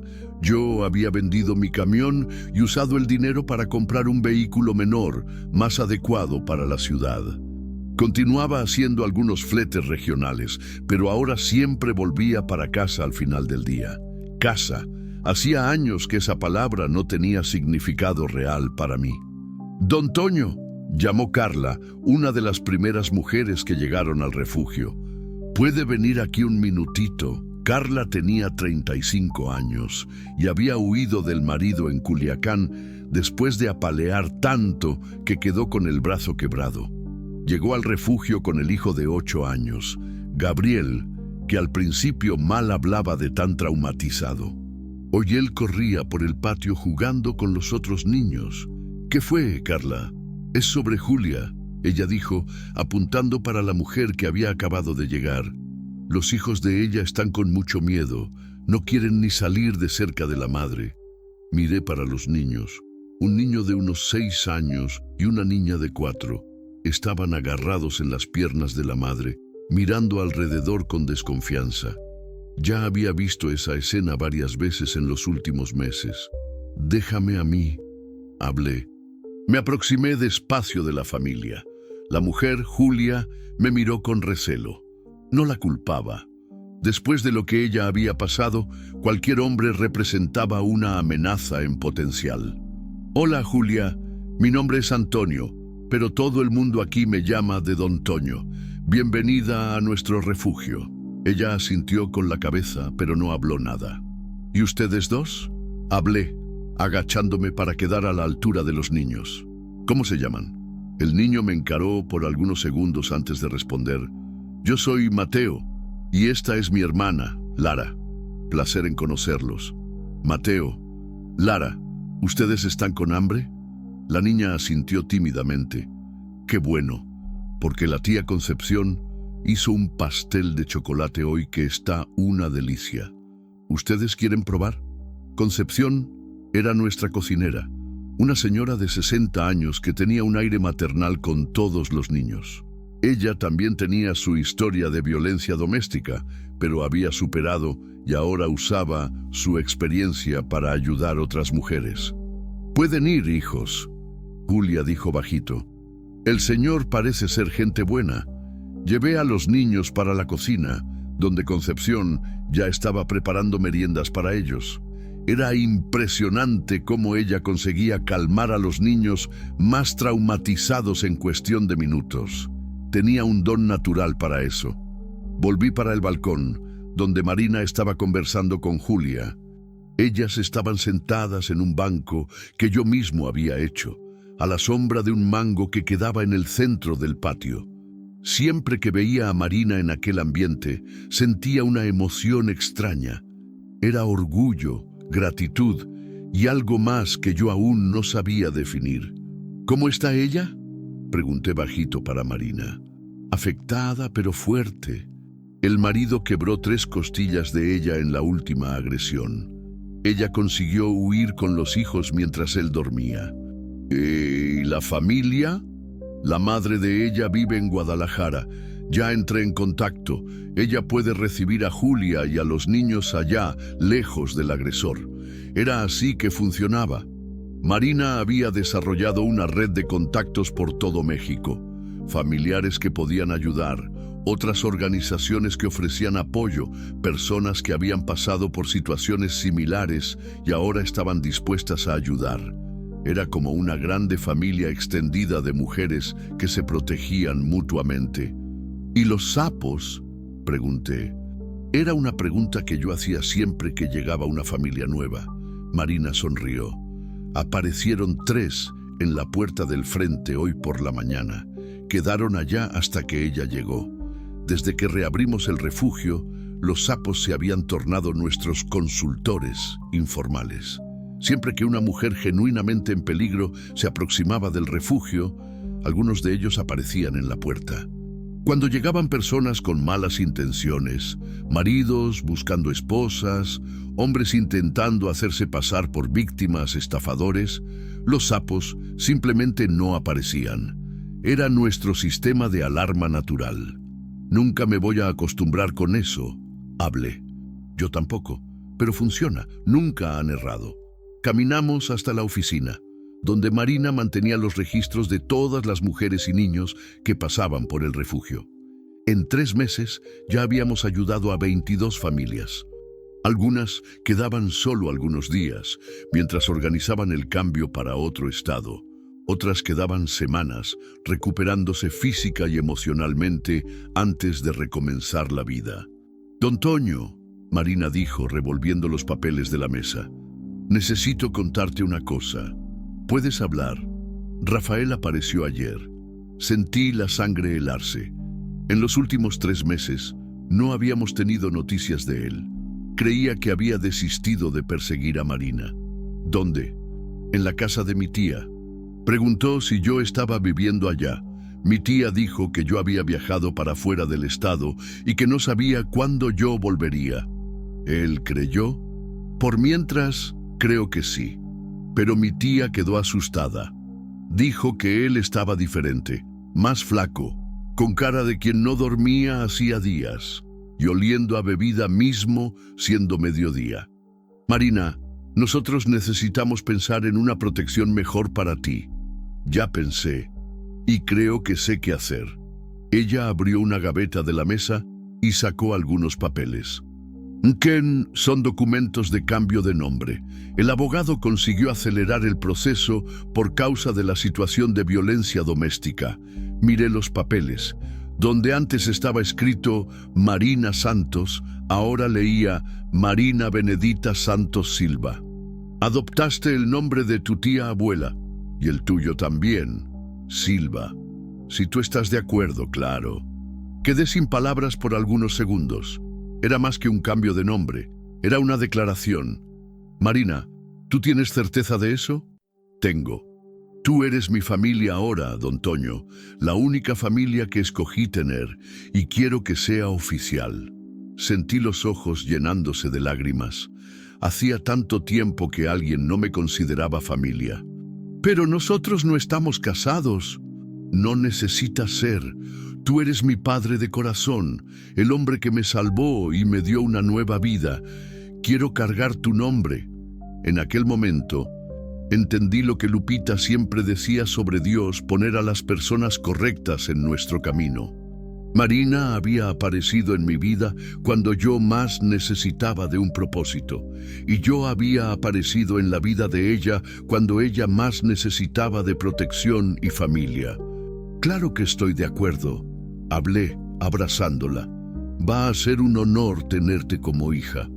Quedamos abrazados por algunos minutos. Era un momento de profunda emoción y gratitud. Cuando nos separamos, Marina estaba sonriendo con lágrimas en los ojos. Tiene una cosa más, ella dijo. ¿Qué? El presidente municipal quiere encontrarnos. Parece que nuestra iniciativa llamó la atención de las autoridades. Ellos quieren transformar nuestro trabajo en política pública municipal. ¿Eso es bueno o malo? Creo que es bueno. Más recursos, más apoyo oficial.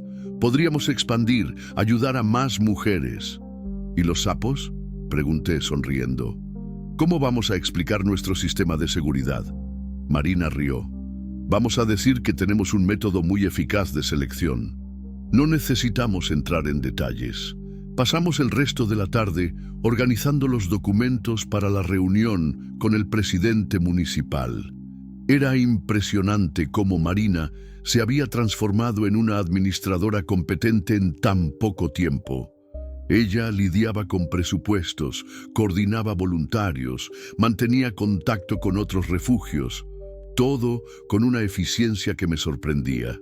Al final del día, cuando las mujeres y niños estaban cenando en la sala común, salí para el balcón para respirar un poco.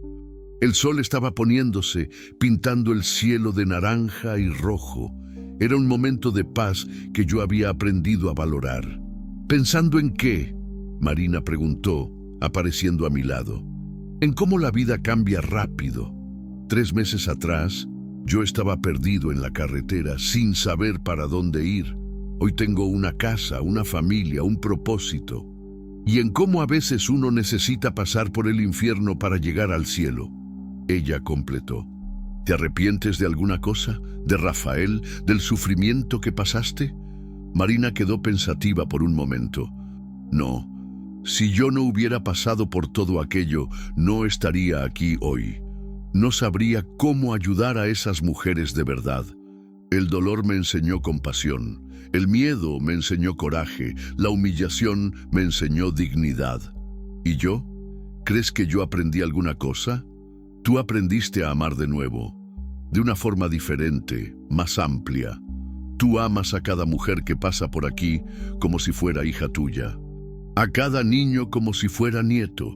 Tú descubriste que el amor no acaba cuando perdemos a alguien. Él se transforma y crece. Miré a Marina. A los 25 años, ella hablaba con la sabiduría de alguien que había vivido mucho más. El sufrimiento la había madurado, pero no la había endurecido. Por el contrario, la había tornado más sensible, más empática. Marina, ¿puedo preguntarte una cosa personal? Claro. ¿Tú aún crees en Dios, después de todo que pasaste? Ella sonrió. Más que nunca. Pero ahora yo entiendo mejor cómo Él trabaja. No es siempre con milagros espectaculares.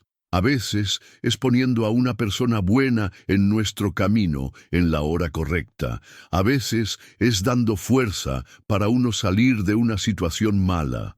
A veces es transformando nuestro dolor en sabiduría para ayudar a otros. Y los sapos, cómo ellos encajan en tu fe. Creo que son ángeles, no del modo que uno imagina, con alas y auréolas, pero mensajeros mismo así, creados para proteger a quien necesita ser protegido. En aquella noche, después que todos fueron a dormir, quedé despierto hasta tarde pensando en la conversación que tuve con Marina. Por primera vez en años, sentía que mi vida tenía sentido nuevamente. No era el mismo sentido de antes, cuando era casado con Lupita. Era diferente, más amplio, más colectivo. Miré por la ventana de mi cuarto en el refugio. Allá estaba él, un sapo solitario, parado en el alféizar, con aquellos ojos rojos brillando en la oscuridad. Estaba mirando directamente para mí.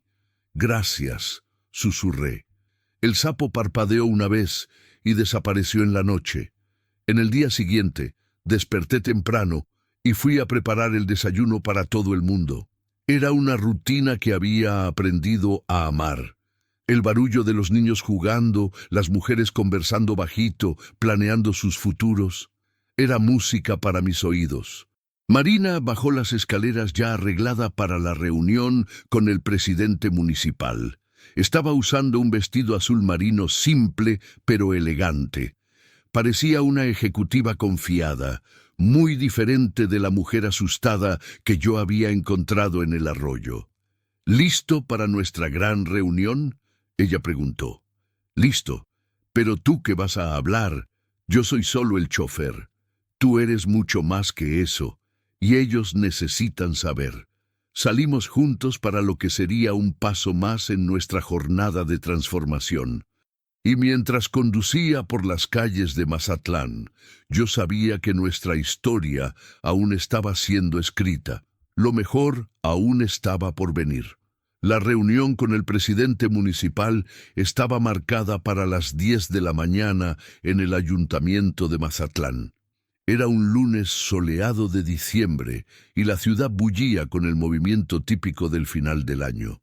Marina estaba nerviosa en el asiento del pasajero, revisando mentalmente los números y estadísticas que preparamos sobre el trabajo del refugio. «Relájate», hablé, estacionando enfrente del edificio del ayuntamiento. «Tú ya hiciste eso 1000 veces con los periodistas y visitantes». «Pero esta reunión es diferente, don Toño. Si conseguimos el apoyo oficial, podemos expandir el trabajo para toda la región. ¿Cuántas mujeres más podremos ayudar?». Había una emoción genuina en su voz. En 3 meses, Marina se había tornado una verdadera activista, hablando con pasión y conocimiento sobre violencia doméstica y políticas públicas de protección a la mujer. Bajamos del coche y caminamos en dirección a la entrada del edificio. Fue cuando vi un movimiento extraño del otro lado de la calle. Un hombre estaba apoyado en un poste, medio escondido atrás de un árbol, observándonos. Mismo a la distancia, reconocí inmediatamente el perfil. Rafael. «Marina», llamé bajito. «No mires para atrás ahora, pero él está aquí». Sentí ella enrijecer a mi lado, pero ella mantuvo la compostura. «¿Dónde?». «Del otro lado de la calle, atrás del árbol. Él debe haber seguido a nosotros desde el refugio. Vamos a entrar. Allá dentro estaremos seguros». Pero cuando llegamos en la puerta del ayuntamiento, un guardia nos barrió. «Disculpen, el edificio está cerrado para mantenimiento emergencial en el sistema eléctrico. Todas las reuniones fueron canceladas para hoy». Mi corazón se disparó. Rafael había planeado eso. De alguna forma, él sabía de nuestra reunión y había creado una situación para aislarnos. «Don Toño», Marina susurró, «nosotros necesitamos salir de aquí». Miré alrededor. Rafael había salido de atrás del árbol y estaba atravesando la calle en nuestra dirección. No estaba solo. Había otro hombre con él, más alto, más fuerte. Probablemente su hermano Valmir. «Para el coche», hablé. Rápido. Pero cuando llegamos en el coche, vi que los neumáticos traseros estaban pinchados. Ellos se habían preparado para esta emboscada. ¡Marina!, Rafael gritó aún a unos 50 metros de distancia. ¡Para de huir de mí! Nosotros necesitamos conversar. No tenemos elección, hablé. Vamos a tener que enfrentar esto aquí mismo. Marina respiró hondo y se viró para encarar al exnovio. Cuando él llegó cerca, pude ver que estaba mucho peor de lo que la última vez. Flaco de más, ojos hundidos, barba por hacer, olía a alcohol mismo siendo mañana. «Hola, Rafael», Marina dijo, con una calma que me impresionó. «¿Qué quieres?» «¿Qué quiero?» Él rió, una risa amarga. «Quiero a mi novia de vuelta, quiero nuestra vida de vuelta. Nosotros no tenemos más nada, Rafael, acabó hace 3 meses. No acabó mierda ninguna». Él explotó. «Tú huiste como una cobarde, ni me diste chance de explicarme, de pedir perdón. Yo te di varias chances. Tú escogiste la bebida. Yo puedo cambiar, estoy haciendo tratamiento, paré de beber». Mismo a la distancia, el olor a tequila era inconfundible. Marina balanceó la cabeza. «Rafael, tú estás borracho ahora, a las 10 de la mañana». «No estoy, no». Él gritó, dando un paso amenazador en la dirección de ella. Fue cuando me coloqué entre ellos. «Basta», hablé, con toda la autoridad que conseguí reunir. «Ella no quiere más nada contigo. Respeta eso». «¿Y quién eres tú para meterte, viejo?», Valmir dijo aproximándose también. «Eso es asunto de pareja». «No es asunto de pareja cuando el hombre persigue y amenaza a la mujer», respondí. «Eso es crimen. Crimen es tú llenar la cabeza de ella de tontería». Rafael vociferó. «Marina siempre fue una niña buena, obediente. Tú que estás corrompiéndola». «Yo no soy más aquella niña, Rafael», Marina dijo, dando un paso al frente. «Crecí. Aprendí que merezco ser tratada con respeto». «¿Respeto?», él rió de nuevo. «Tú estás viviendo con este viejo, haciendo Dios sabe qué, y quieres hablar de respeto». «Cuida tu boca», hablé, sintiendo la rabia subir. «¿O qué? ¿Tú vas a hacer qué, viejo?». Fue cuando algo extraordinario comenzó a suceder. Sapos comenzaron a aparecer en la acera. Primero eran algunos, saliendo de las alcantarillas, de los árboles, de atrás de los coches estacionados. Después fueron decenas, centenares. En pocos minutos, la acera entera estaba cubierta de ellos. Rafael y Valmir miraron alrededor con terror. «¿Qué diablo es eso?», Valmir gritó. Los sapos no estaban solo allí. Ellos se movían con propósito, cercando a Rafael y Valmir, pero manteniendo distancia de mí y Marina. Era como si supieran exactamente quiénes eran los amenazadores y quiénes eran los protegidos. «Ellos vinieron a defenderme», Marina dijo con una serenidad impresionante. «Como siempre hacen». «¡Tú estás loca!», Rafael gritó. «Un sapo no hace eso». Pero los sapos comenzaron a subir por las piernas de él y de su hermano. Era la misma escena que vimos meses atrás en la carretera, solo que ahora en pleno centro de Mazatlán, enfrente del ayuntamiento. «¡Quiten estos bichos de mí!», Rafael berreó intentando chutar los sapos. «Marina, manda a ellos parar». «Yo no mando en ellos», Marina respondió. «Ellos actúan por cuenta propia, protegen a quien necesita ser protegido». Los sapos comenzaron a liberar aquella espuma blanquecina que conocíamos bien. Rafael y Valmir quedaron en pánico, corriendo de un lado para otro, intentando librarse de las criaturas. Pero cuanto más se debatían, más sapos aparecían. «Eso es cosa del demonio», Rafael gritó. «Tú estás poseída».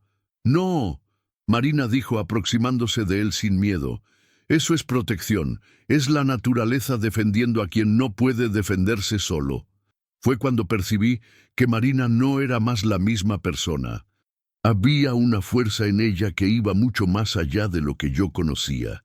Ella se aproximó de Rafael, que estaba cubierto de sapos, temblando de miedo y rabia. Rafael, ella dijo, con una voz que ecoaba autoridad, tú tienes una elección. Puedes continuar destruyéndote con la bebida y la rabia, persiguiendo fantasmas del pasado, o puedes buscar ayuda de verdad, aceptar que cometiste errores e intentar tornarte un hombre mejor. Yo, él gagueó, los sapos aún subiendo por su cuerpo. Si tú escoges el camino de la cura, ellos van a dejarte en paz, Marina continuó. Pero si continúas persiguiéndome, intentando lastimarme, ellos siempre van a aparecer, siempre van a protegerme. ¿Cómo tú haces eso? Él preguntó con la voz embargada. Yo no hago nada. Ellos sienten la diferencia entre amor y posesión, entre protección y violencia. Sienten cuando alguien tiene intenciones puras y cuando tiene intenciones malvadas. Rafael miró alrededor, viendo centenares de sapos con aquellos ojos rojos brillantes, todos enfocados en él. Era una imagen que iba a quedar grabada en la memoria de él para siempre. Yo solo quería a ti de vuelta, él dijo, comenzando a llorar. Tú nunca me tuviste de verdad, Rafael. Tú tenías una idea de mí, una fantasía de cómo yo debía ser, pero nunca conociste quién yo realmente era. ¿Y ahora? Ahora yo sé quién soy. Soy una mujer que ayuda a otras mujeres a encontrar su fuerza. Tengo una familia que escogí, un trabajo que amo, una misión que me da propósito. No hay lugar en mi vida para tu obsesión. Los sapos comenzaron a alejarse lentamente, pero continuaron por cerca, como centinelas vigilantes. Si tú me buscas de nuevo, Marina dijo mirando directamente en los ojos de él, si intentas lastimarme o amenazarme, ellos van a volver, y de la próxima vez no van a ser tan gentiles. Rafael y Valmir quedaron parados, aún en choque, mientras los sapos se dispersaban. Cuando la acera finalmente quedó libre, ellos corrieron para el coche de ellos y salieron disparados. Marina se viró para mí y vi lágrimas en los ojos de ella, pero no eran lágrimas de miedo o tristeza, eran lágrimas de alivio. Acabó, ella dijo.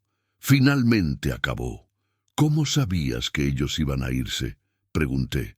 Porque sentí que la obsesión de él se quebró. El miedo fue mayor que la posesión. Él va a beber aún más por un tiempo. Va a intentar olvidar lo que vio aquí. Pero no va más a perseguirme. En aquel momento llegó un coche del ayuntamiento. El secretario de Asistencia Social bajó, pidiendo disculpas por el problema eléctrico. Fue resuelto más rápido que esperábamos, él dijo. Podemos hacer nuestra reunión ahora, si ustedes aún tienen tiempo. Miré a Marina. Ella estaba transfigurada. La mujer que había enfrentado a Rafael no era más la niña asustada del arroyo. Era alguien que había descubierto un poder que venía de adentro, una fuerza que no dependía de nada externo.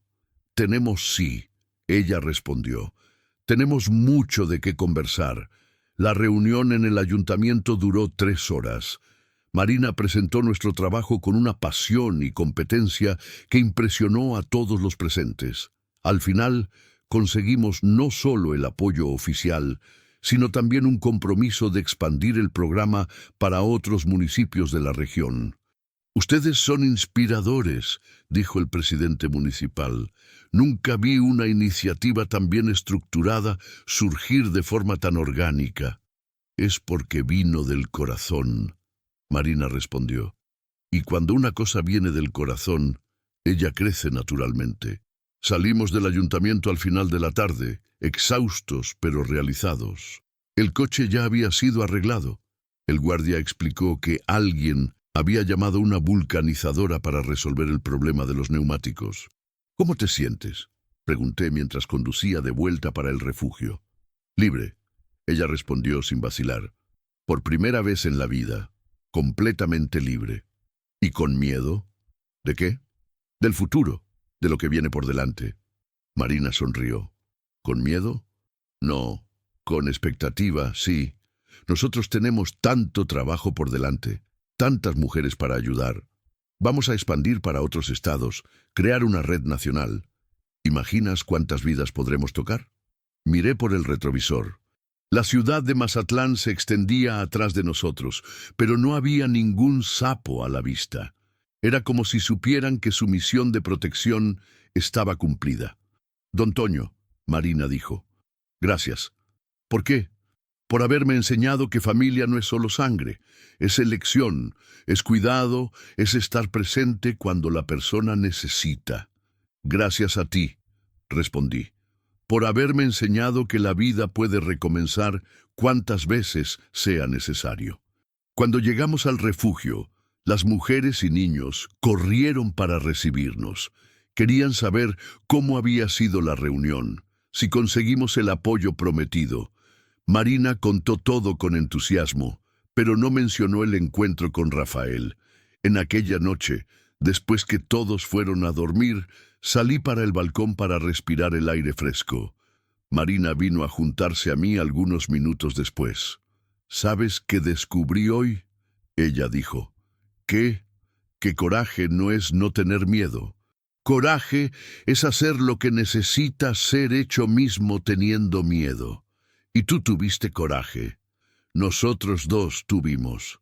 Tú cuando paraste para ayudarme en aquel arroyo, mismo sin conocerme. Yo cuando escogí confiar en ti, mismo teniendo miedo de hombres. Quedamos en silencio por algunos minutos, oyendo los sonidos de la noche, sapos croando a la distancia, sapos normales esta vez, grillos cantando, el viento balanceando las hojas del mango. Don Toño, ¿tú aún sientes nostalgia de Lupita? La pregunta me tomó desprevenido, pero no me incomodó. Siento, siempre voy a sentir, pero no es más aquella nostalgia que dolía, que me impedía de vivir. Ahora es una nostalgia grata, de quien fue feliz y sabe que puede ser feliz de nuevo, de modos diferentes. Creo que ella quedaría orgullosa de lo que tú te tornaste, y tu abuela quedaría orgullosa de lo que tú te tornaste también. Marina apoyó la cabeza en mi hombro y quedamos allí, padre e hija de corazón, mirando para las estrellas y planeando mentalmente todo lo que aún teníamos por delante. No sabíamos que en el día siguiente recibiríamos la llamada que cambiaría todo de nuevo. Una llamada que nos llevaría a una jornada aún mayor, una misión que involucraría no solo a Sinaloa, sino a todo México. Pero esa es una historia para otro día. Por mientras, bastaba saber que habíamos encontrado nuestro lugar en el mundo. Y que a veces los ángeles vienen disfrazados de sapos con ojos rojos. Hoy, 5 años después de aquel día que cambió todo, estoy sentado en el mismo balcón donde Marina y yo planeamos nuestra primera expansión. El Centro de Protección a la Mujer Santa Mónica ahora es una red nacional con 43 unidades esparcidas por México. Ayudamos a más de 3,000 mujeres a reconstruir sus vidas, y cada historia es un milagro de coraje y renacimiento. Marina, que ahora tiene 30 años, se tornó una de las principales activistas del país en la lucha contra la violencia doméstica. Habla en congresos, orienta políticas públicas, inspira mujeres de norte a sur. Pero continúa siendo mi hija de corazón, la niña que encontré perdida en un arroyo y que me enseñó que familia es mucho más que lazos de sangre. A veces me pregunto, ¿cómo sería mi vida si en aquel día yo hubiera pasado directo por aquel Tsuru rojo abandonado al lado de la carretera? Probablemente continuaría rodando México solo, cargando cargas y cargando también el peso de la soledad. Tal vez hubiera envejecido amargado, sin propósito, contando los días hasta jubilarme en una casa vacía. Pero el destino, o Dios, o los misteriosos sapos guardianes tenían otros planes. A veces la vida nos coloca en situaciones que parecen casualidades, pero que en verdad son encuentros marcados. Personas que necesitan encontrarse para salvar una a otra. Aprendí que no existe dolor inútil. Cada sufrimiento que pasé después que Lupita murió me preparó para entender el dolor de Marina. Y el dolor de Marina la preparó para entender el dolor de millares de otras mujeres. Lo que parecía ser destrucción era, en verdad, construcción. Lo que parecía ser fin era en verdad comienzo. Aprendí que coraje no es no tener miedo. Coraje es tener miedo y hacer lo que necesita ser hecho mismo así. Marina tuvo coraje de huir de una relación que estaba matando su alma. Yo tuve coraje de parar para ayudar a una desconocida, mismo cuando mi propia vida parecía sin sentido. Aprendí que familia no es solo quien divide nuestra sangre, pero quien divide nuestros sueños, nuestras luchas, nuestro compromiso de cuidar unos de los otros. Las mujeres que pasan por nuestro refugio no son casos sociales, son hijas, hermanas, madres que escogemos amar y proteger. Los hijos de ellas se tornaron nuestros nietos de corazón. Construimos una familia extendida basada en la elección de cuidar, no en la obligación de pertenecer. Aprendí que milagros existen, pero no siempre vienen de la forma que esperamos. No son siempre luces en el cielo o curas instantáneas. A veces son personas ciertas apareciendo en la hora correcta. A veces son fuerzas de la naturaleza que actúan cuando la justicia humana falla. A veces son sapos misteriosos con ojos rojos que saben distinguir entre amor y obsesión, entre protección y violencia. Aprendí que Dios trabaja a través de personas comunes, dispuestas a hacer cosas extraordinarias. No necesita ser pastor, padre o santo para ser instrumento de transformación. Basta estar dispuesto a parar cuando alguien necesita de ayuda. Basta tener coraje de extender la mano cuando ve a alguien cayendo. Basta creer que pequeños gestos pueden cambiar el mundo. Marina me enseñó que la fe verdadera no es aquella que acepta todo pasivamente, sino aquella que tiene coraje de decir no a lo que está errado. Fe verdadera es saber que merecemos ser tratados con dignidad. Es tener coraje de salir de situaciones que nos destruyen, mismo cuando amamos a la persona que nos lastima. Es entender que amar a sí mismo no es egoísmo, es responsabilidad. Aprendí que el amor no disminuye cuando es dividido, pero se multiplica. Cuando abrí mi corazón para Marina, no traicioné la memoria de Lupita. Por el contrario, honré lo que ella me enseñó sobre amar sin reservas. Y cuando Marina abrió su corazón para las mujeres del refugio, ella no se dividió en pedazos, sino que se multiplicó en fuerza, en sabiduría, en capacidad de transformar vidas. Hoy, cuando miro para atrás, veo que aquel día en el arroyo no fue el día en que salvé a Marina. Fue el día en que nosotros salvamos uno al otro. Ella me dio propósito, familia, razón para despertar por la mañana.